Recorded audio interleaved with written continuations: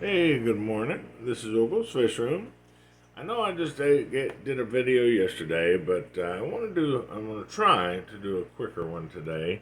Um, Not as long-winded, I'm hoping.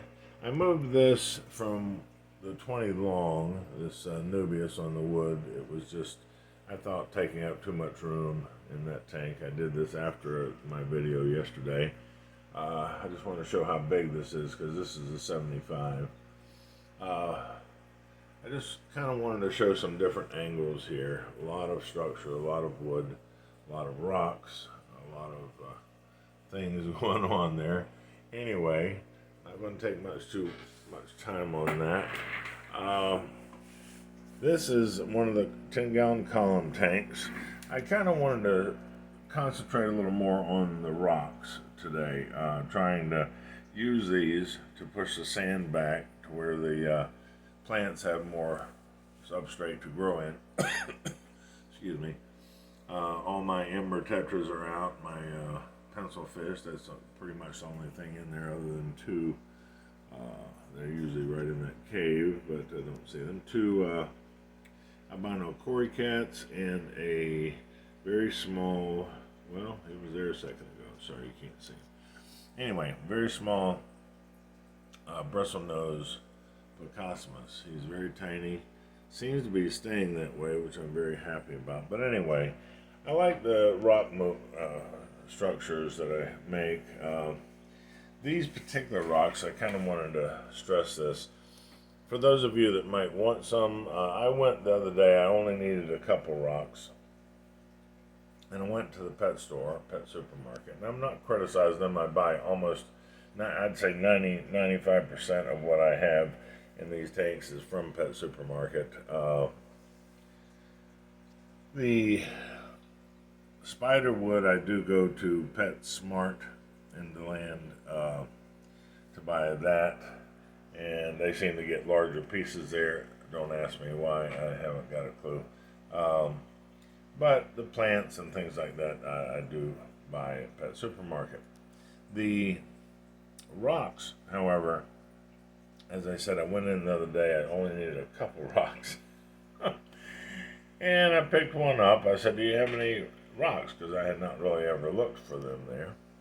And they said, oh yeah, they're right over there. I picked one up, it's saran wrap, got the code on it, and the price is $14.95 for one rock. Okay. Well, I I won't tell you where I found a rock, and anyway. But, because I only needed a couple. But if you need quite a few, these rocks right here are at Lowe's. They're in a bag of probably 20 rocks. I would say easy 20 of these rocks. They come in different sizes. They are river rock. They're very smooth. As far as there's a albino cory cat. As far as I'm concerned, they're perfect for things like, well, the fish, quite frankly. Other people are buying these gnarly rocks, which I think are gorgeous. They make for a beautiful aquascape, blah, blah, blah. But they are hard on the fish. The food can get caught in the cracks in the rocks and not get eaten. The fins, especially the fins of bettas, can get caught on the gnarly rocks and tear very easily, because bettas, especially in my experience, like to swim around and through these rocks and can snag their fins on them. These they cannot. These are smooth river rocks. God knows how many millions of years it took for them to be washed over by water to get this smooth. Maybe they're not as pretty as the gnarly ones, but they are safer, in my opinion. Okay. Also, you can get a bag of 20 of these and they've got many, many different sizes. This is the bigger version. They've got smaller ones. They've got white ones. They've got different colored ones. Anyway, I'd check it out because these were, I want to say $10 to $12 for a bag of 20 rocks. And these, I don't know if you can get in the scale of this, but they're huge rocks. They're not tiny rocks. Okay, let's move over here. There's my female betta, which I think is just gorgeous. I'm so happy she's worked out. I had her in the 2.5, which I'm not even using anymore. I replaced that with the 10, but anyway, I tried her in this, and because I wanted to have more space, because she has turned into a big girl. Like I said before, I've had placat male pettas smaller than her. So anyway, I thought she needed more room. I tried her out in here.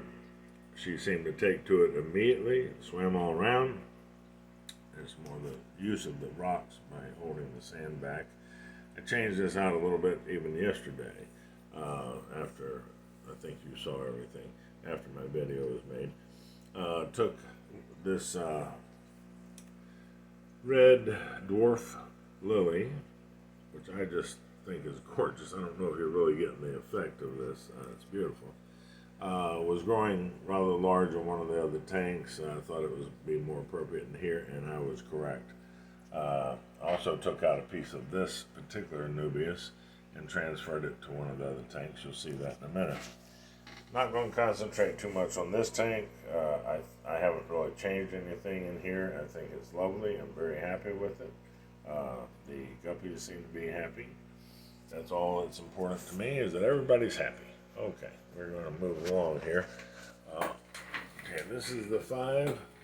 I've got another female in here. I don't see her at the moment, but anyway, I've moved this around a little bit since you saw it. Moved some rocks over here. The red dwarf water lily, absolutely gorgeous. I needed more sand because they really grow a serious root system. And I put more Vallisneria in this tank as well. Moved another rock over here to hold that back. Okay, I don't see her right now, but she was here when there she is. Try to get her in some light here. She's another big girl with some pretty fins. Okay, I moved a few things around in here as well. I just felt that this was starting to get too crowded. I took some plants out, moved some plants around. This is a 20 long. Moved this over a little bit, a few inches to the left. I felt that it was getting crowded back there. That gigantic piece of wood that you saw in the first tank I showed you in the 75 was right here, taking up this entire corner. So I moved some of this around. This was over here a little bit. And I'm much happier with this. There's more swimming room for the fish, which they seem to be very happy about. An area for them to feed, when the food falls down there. Anyway, that's the 20 long. I'm quite thrilled with what I've done there. I just kind of cleaned it out a little bit, so to speak. Moved some things around. It's just not quite as cluttered. Okay, trying to make a new word there. Cluttered, not as cluttered up. This is my 11 Harlequin rasboras. I'm going to try to get some more of those. If I can, they don't seem to have any at any of the pet stores at the moment. Move some of this around a little bit. Clean that bottom out there. Move this over. And I'm pretty happy with that tank. Okay, I'm moving along here. This is the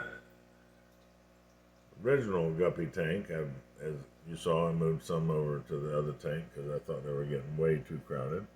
Anyway, almost everybody except the male guy up there, well, one of them. One of them is new, everybody else has been born in this tank. Anyway, cleaned my desk up a little bit here, which I'm happy about. Organized some things. There's my controller for the lights. Paper towels if I need them. Cloth towels if I need them. And a lot of stuff in this bowl. Okay. He's out. This is one of the male common veil tail bettas. He's very pretty. Only $4.25 with including tax at Pet Smart. Now he was much smaller. He's grown immensely. He's got a good sized tank. I did add the Vallisneria over here. I added a cave that the albino quarry cats like over here, and position some rocks to hold that big one, that big rock. Oh, those gray rocks are some of the ones that came in that bag that I was telling you about from Lowe's. The big one did not, but anyway. This I've laid down a little differently, I think, than you saw. I didn't feel that this plant was getting the attention it needed from the lights. There's a pretty boy back there. He's almost in the same position he was yesterday. There he goes. Anyway, he likes sitting on those plants, but they were laying down more. I pulled them up to where they could get a little closer to the light source. And I laid this down. Anyway, I'm pretty happy with that. Okay, we're almost through. Another same rocks. Now the gigantic one, I don't even know. I've had that for 30 years. I don't even know where I got that. Same thing with that other big one you saw a second ago, and the same thing with the giant one that this Anubias is on. As you look at the root structure here. And sometimes there's like a cavey back in there, so the meadows really like that. Anyway, I moved some more rocks over here. I felt this was a little naked looking. So I made like a little cave there, but basically just kind of an extension of all the rocks. There's the white nail in the background there. I think he was $8 or $10. He looks common to me, but his pure whiteness is just breathtaking. He's not going to let you see him today, but yesterday I think you got a good look at him, and his finish is just breathtaking. I kind of didn't want to spend that much, but because I've gotten kind of cheap in my old age here, but he's just breathtaking. He truly is. He's just a gorgeous, gorgeous, gorgeous fish. There he comes. Come on, sweetie. Hey, sweetie. Hey. He's a pretty boy. He's a pretty boy. Spread those fins for us. Ooh, see, I'm pretty. I'm pretty. Okay, that might be it for the day. Okay. Well, he was in here a second ago. I don't see... There he is. Okay. He's another veil tail, common 425. That's including tax. There he is. Sorry, not seeing him very well today. Very colorful, very pretty. Just an inexpensive betta. But his coloring is gorgeous. This is a piece of that Anubias I showed you in one of the other tanks before that I felt was just growing too tall for the tank. And needed to, there he is, and needed to, needed to be in a taller tank. So, as you can see, this is almost touching the surface now. So it's more appropriate in here. Now, in case I've not said this to you before, you cannot bury this root system. This is called a rhizome here. Trying to get a bead on it. Anyway, that's just sitting there. It's kind of shoved between a couple of pieces of wood. Its roots, just the very fine ones down there, can go down into the substrate, and that's fine. But you cannot cover this part. It will die. So, these pretty much don't have to dig down in the substrate. They pull directly from the water column. And as you can see, it's very healthy, and they do quite well the way they are. Okay, I'm not sure we're going to see. I don't know if that's him in the back or not. He might, the new little betta might not show himself. He was out front when I was feeding this morning.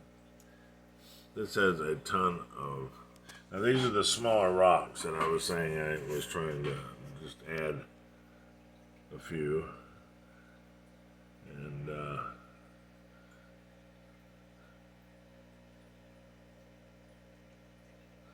I actually found these.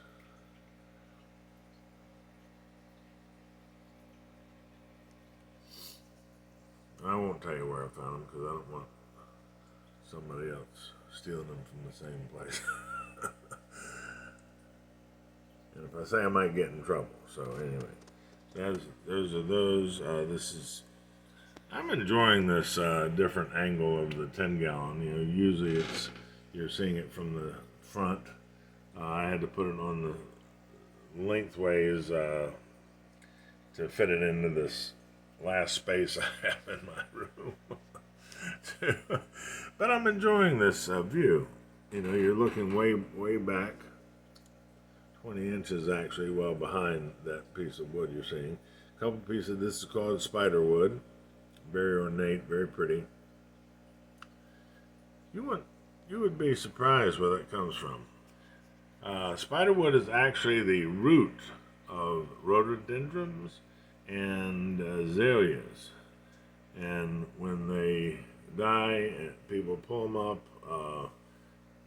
and the top part is straighter. It's not as pretty, but the root system is just gorgeous.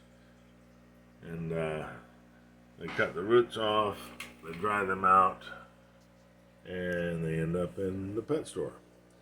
I wanted to show you some giant pieces of spider wood. These were probably $15. The only negative to spider wood, unfortunately I've got a big tank that I can do this to, but if it's a small enough piece, well, okay, what I was going to say, and then I'm turning this off. What I was going to say is that the spider wood has a lot of tannic acid in it, and will turn your water brown if you just shove it in there. If you've got a small enough piece, now none of these are small enough to do what I'm getting ready to tell you. But my small ones, I have done this. There's a piece right there that's small enough that I put it in a big spaghetti pot and boiled it for 4 hours. Excuse me. That will do two things. It will saturate the wood and allow it to sink. Otherwise, it's going to float unless you put some rocks on it. And it leaches most of the tannic acid out. You'll be amazed when you look at that pot. You think you're cooking tea. At any rate, the big ones, I didn't have that option. I either put them in a container outside and left them for God knows how long, weeks, months, or put them in this tank, and which I don't try to worry about the tannic acid so much. This is what I call the brown tank anyway, so it's got a lot of wood structure and a lot of tannic acid accumulated over the years. Okay, that's it. Thank you so much for watching. I hope you have a wonderful day. It's Monday, a new beginning of a week, and I hope everybody's safe getting to work and getting home and enjoying life. Take care of yourself. Thanks again. Ogle's Fish Room signing out. Bye-bye.